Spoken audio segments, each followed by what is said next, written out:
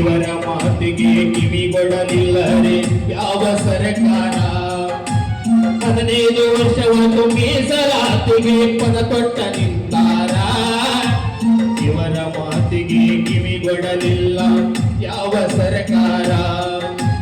ಪಂಚಮಸಾಲಿ ಸಮಾಜಕ್ಕೆ ಕುಲ ಮೀಸಲಾತಿ ದೊರಕಿದ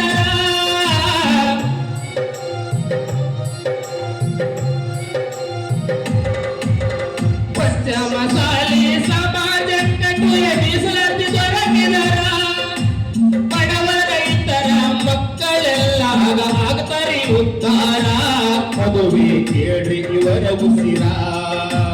ಪ್ರಥಮ ಜಗದ್ಗುರು ಮೃತ್ಯುಂಜಯ ಸ್ವಾಮಿ ಗುರುವಿಗೆ ನನ್ನ ಶರಣ ಪ್ರಥಮ ಜಗದ್ಗುರು ಮೃತ್ಯುಂಜಯ ಸ್ವಾಮಿ ಗುರುವಿಗೆ ನನ್ನ ಶರಣ